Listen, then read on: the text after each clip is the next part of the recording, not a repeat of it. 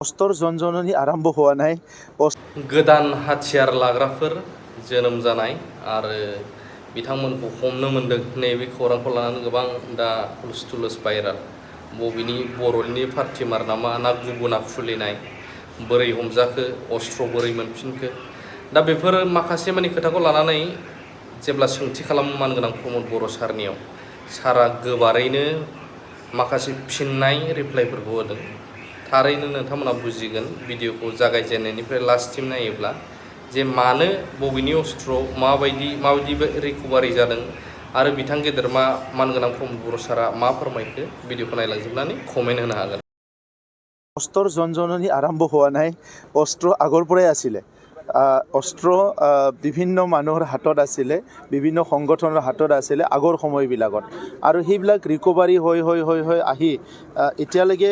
এটা দুটা বা মাজে মাজে এনেকা ৰিকভাৰি হৈ আছে কাৰণ 30-40 বছৰত যিখিনি অস্ত্ৰ শস্ত্ৰৰ জনজননী বা বিভিন্ন সংগ্ৰামবিলাক হৈছিলে আৰু অকল সংগ্ৰাম নহয় সংগ্ৰাম নোহোৱা কিছুমান চক্ৰৰ হাততো আছিলে তো আজি লাহে লাহেকৈ অসম পুলিচে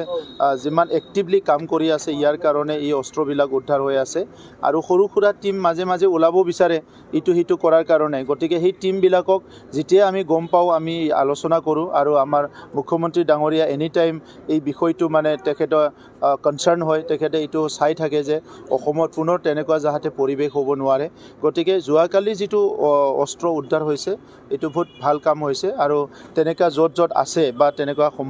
সম্ভাৱনা থাকে সেই অঞ্চলবিলাক বা সেই নিউজবিলাক বা ইনফৰমেশ্যনবিলাক আমিও চেষ্টা কৰি থাকোঁ যাতে বিটিআৰ অঞ্চলত বা অসমত অনাগত দিনত কোনো দিন অশান্তি আৰু হ'ব নোৱাৰে এই কথাটো সদায় আমিও নজৰ ৰাখোঁ। এনেকুৱা নহয় কিছুমান ল'ৰাবিলাকে অলপ কেতিয়াবা চেষ্টা কৰে মানে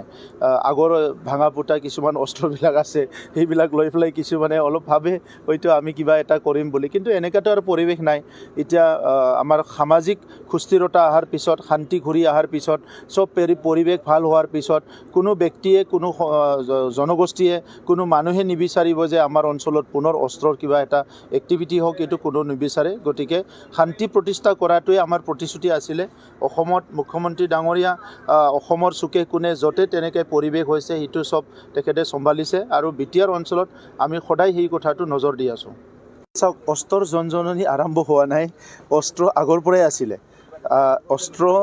বিভিন্ন মানুহৰ হাতত আছিলে বিভিন্ন সংগঠনৰ হাতত আছিলে আগৰ সময়বিলাকত আৰু সেইবিলাক ৰিকভাৰি হৈ আহি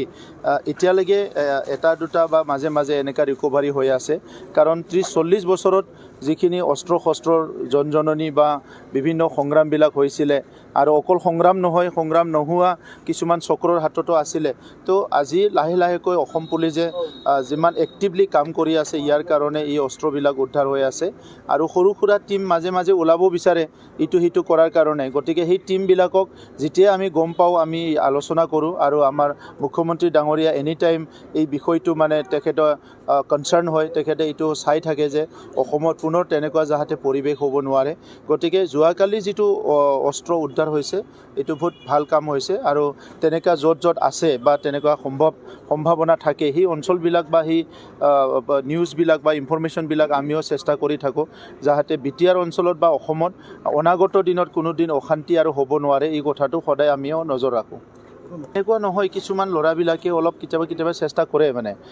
আগৰ ভাঙা পুতা কিছুমান অস্ত্ৰবিলাক আছে সেইবিলাক লৈ পেলাই কিছুমানে অলপ ভাবে হয়তো আমি কিবা এটা কৰিম বুলি কিন্তু এনেকুৱাতো আৰু পৰিৱেশ নাই এতিয়া